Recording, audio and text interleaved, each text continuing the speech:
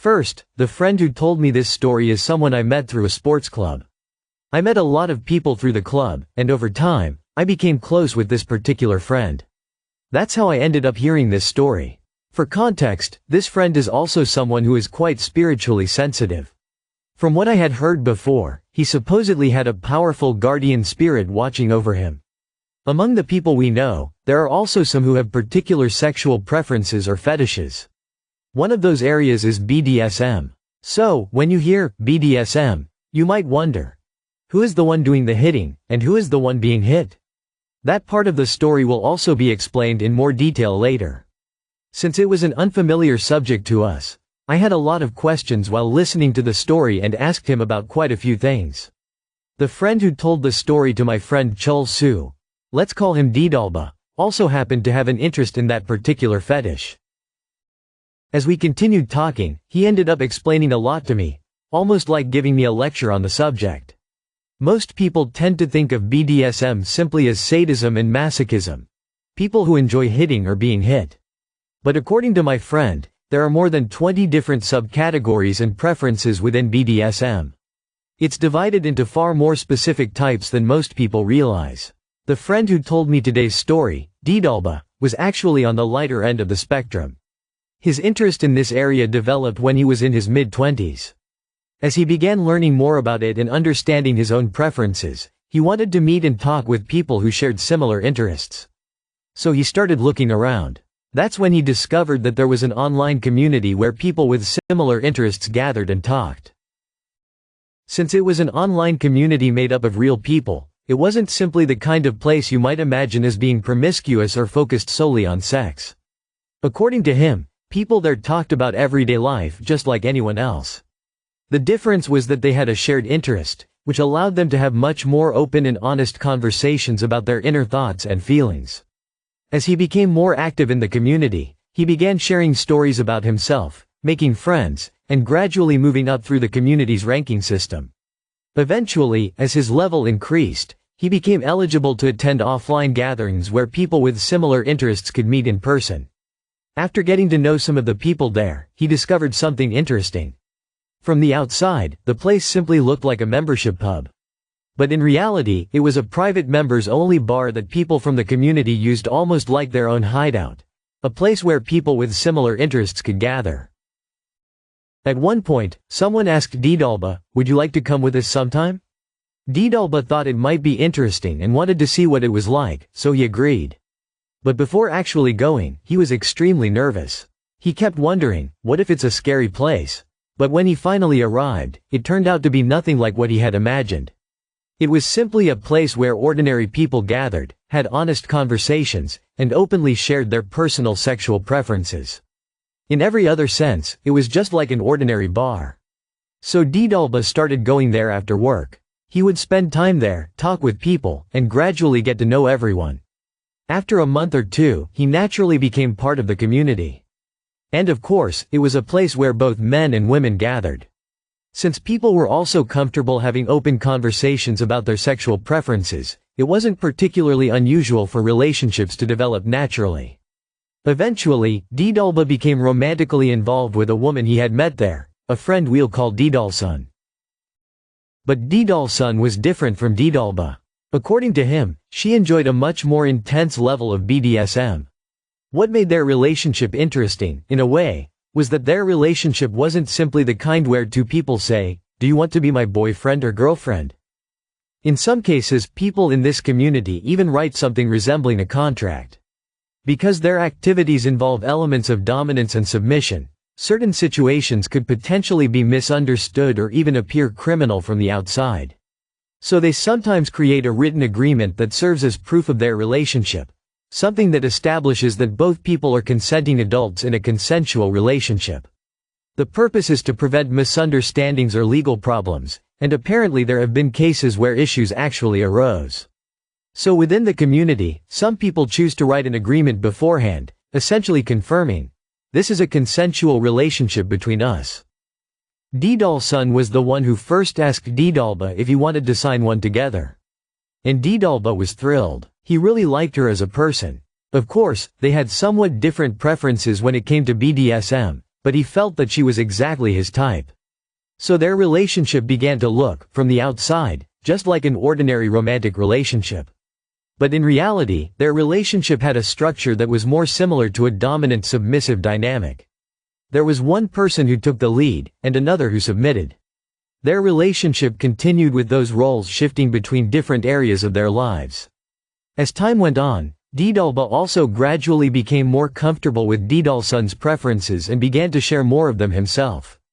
Didalba had been involved in similar activities before this relationship. But strangely, with Didalsun, he experienced what he described as the greatest pleasure he had ever felt in his life. He felt a level of pleasure unlike anything he had experienced before. Their relationship continued for a month, then 2 months, but as each week passed, something strange began happening to Didalba's body. For context, Didalba was over 6 feet tall and weighed more than 100 kilograms. But over the course of just a month, he began losing more than 10 kilograms. His weight kept dropping week after week, and serious health concerns began to arise. He went to the hospital. The doctors ran tests, but they couldn't find anything wrong. They told him it could simply be a bad cold or the flu, or that sudden weight loss could sometimes happen when someone was physically unwell or under a lot of stress. Didalba was also an extremely fearful person. He was afraid of almost everything, and he was especially anxious about his health. So he eventually went to a major university hospital and underwent an extensive series of tests. But once again, they found absolutely nothing wrong. The doctors gave him a clear answer. There was no medical problem. Didalba told Didalsun about the results. They said there's nothing wrong with me. Didalsun replied, then I'll take even better care of you. And after that, Didalsun and Didalba began living together. While they were living together, Didalsun genuinely took care of Didalba. She looked after him, cared for him, and treated him with real affection. There may have been many things Didalsun was willing to compromise on when it came to Didalba, but when it came to intimacy, she wanted it every single day. And one of the things that made Didalba start to feel that something was seriously wrong was the fact that they weren't using any contraception. Didalba had actually undergone a vasectomy. He hadn't told Didalsun about it, but Didalsun didn't like using contraceptives and preferred not to use them. Since Didalba had already had a vasectomy, he thought there wouldn't be any problem. So their relationship continued without contraception. Then, after about 2 months of living together, my friend Chul Su happened to run into Didalba on the street. The moment Chul Su saw him, he immediately felt that something was wrong. Of course, anyone might have noticed that Didalba looked strange after losing so much weight. But as I mentioned earlier, Chul Su was someone who was extremely sensitive to spiritual energy. But the moment Chul Su met his friend, he immediately noticed something strange. He began experiencing what some spiritually sensitive people refer to as the smell of a spirit. I don't know much about this myself, but according to people who are particularly sensitive to spiritual energy, they say that when a spirit passes by, it can supposedly leave behind a lingering trace. But this wasn't just a faint smell that appeared for a moment. The smell was overwhelming. It was as if it had soaked into him. A strong, unpleasant, nauseating odor kept coming from somewhere, even though there didn't seem to be any spirit attached to him.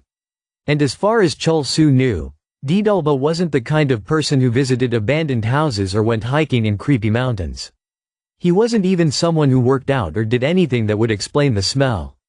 On top of that, his weight loss hadn't made him look healthier or slimmer.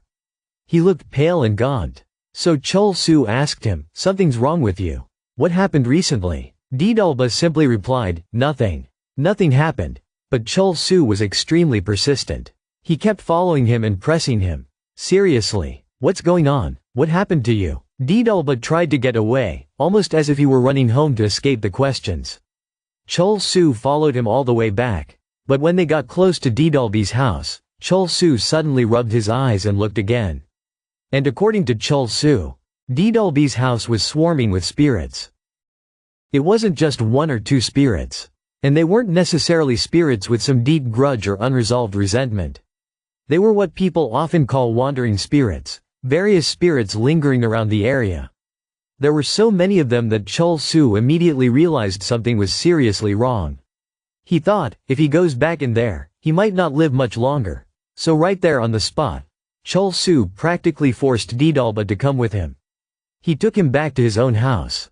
On the way there, Didal-sun started calling Didalba repeatedly. "Where are you? Where are you right now?" Messages kept flooding in through KakaoTalk, and the phone kept ringing over and over. At that moment, Chol Su realized something.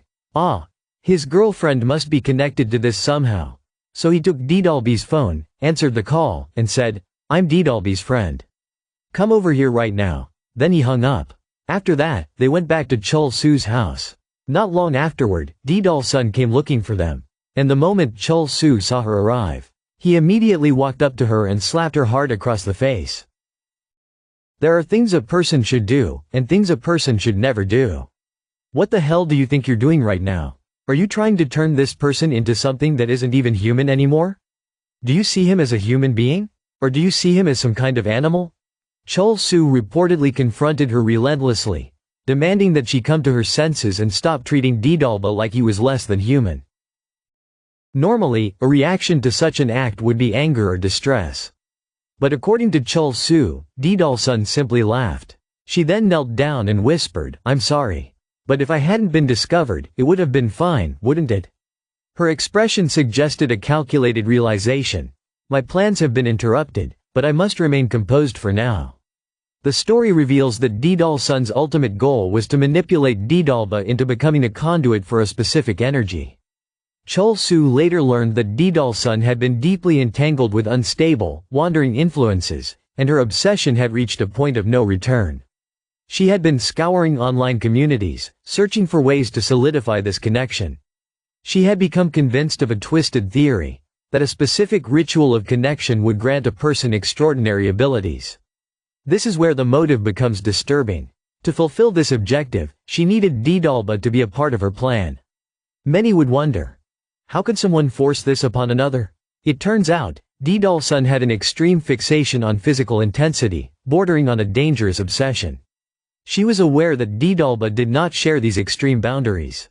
Realizing she couldn't confront Didalba with her true methods, she sought a middle ground, a way to exert control that was hidden from plain sight.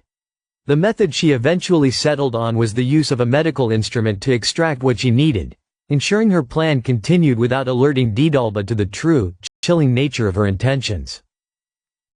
When you insert a hypodermic needle into someone's body, blood doesn't suddenly pour out the way it might when you get an injection at a hospital.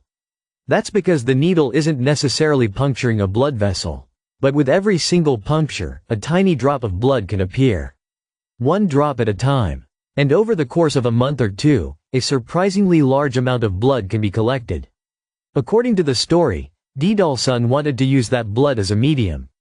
Blood is often regarded as one of the most powerful substances associated with the human body, something deeply connected to life itself, and even described metaphorically as being tied to the human soul.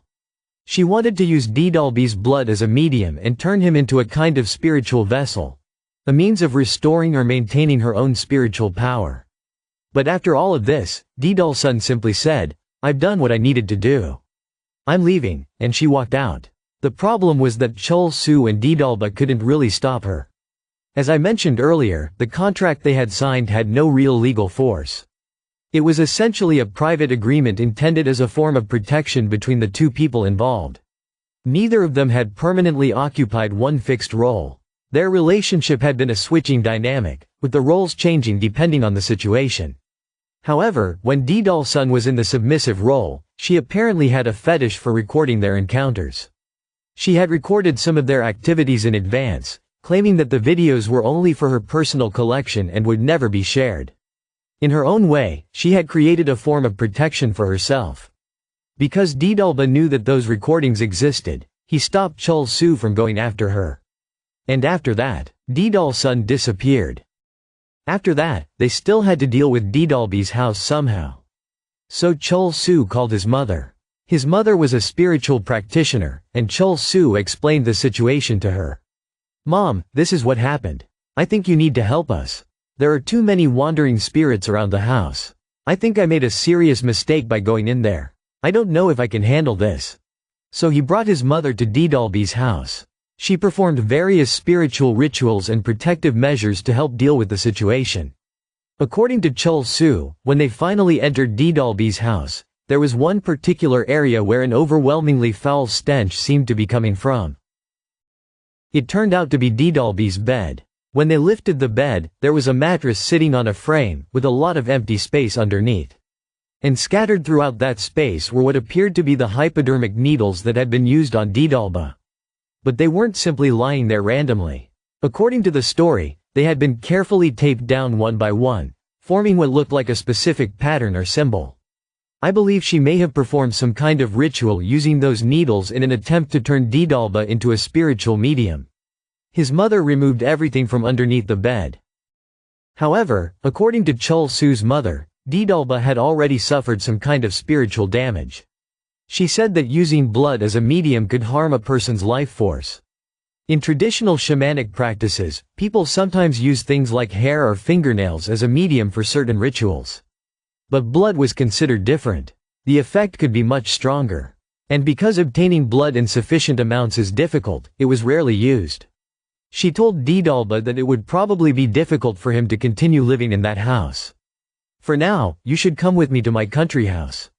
You need to rest your body and clear your mind. So Didalba went with her and stayed at her home for a while.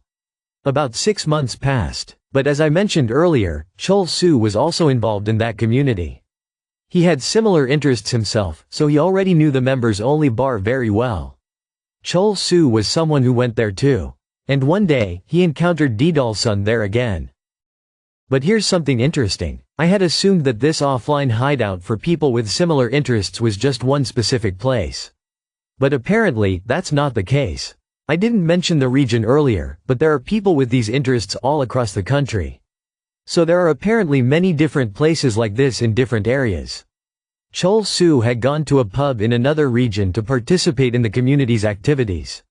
And while he was there, he happened to see Didalsun again. She appeared to be looking around for other people to meet. Because the place was crowded, Chul Su couldn't immediately confront her or shout out her name. He was just about to say something when Didalsun noticed him first. She said something along the lines of, "Why are you bothering me here too? Go somewhere else," and then she left. After that, Chul Su never found out what ultimately happened to Didalsun. All he told me was that, in his view, every one of the things she had done was adding to her karma, and that eventually she would have to face the consequences herself. He also believed that whatever was beside Didalsun was not actually a god or a genuine spiritual presence, but simply a wandering spirit. So it wouldn't last forever. He thought her obsession with it would eventually be the thing that consumed her. And that's where the story ends. Since this was my first time hearing a story like this, I ended up talking about it for much longer than I originally expected. It was honestly so shocking. And when you think about it, if she needed to fulfill both of those conditions, pregnancy and blood, then I can understand why she chose someone like Didalba. And apparently, there are genuinely people who are involved in that lifestyle because it is their personal preference. But there are also young people in their early or mid-20s who approach these communities simply because they think, maybe it'll be easier to have sex if I go somewhere like that. So apparently, some people enter those communities for completely different reasons.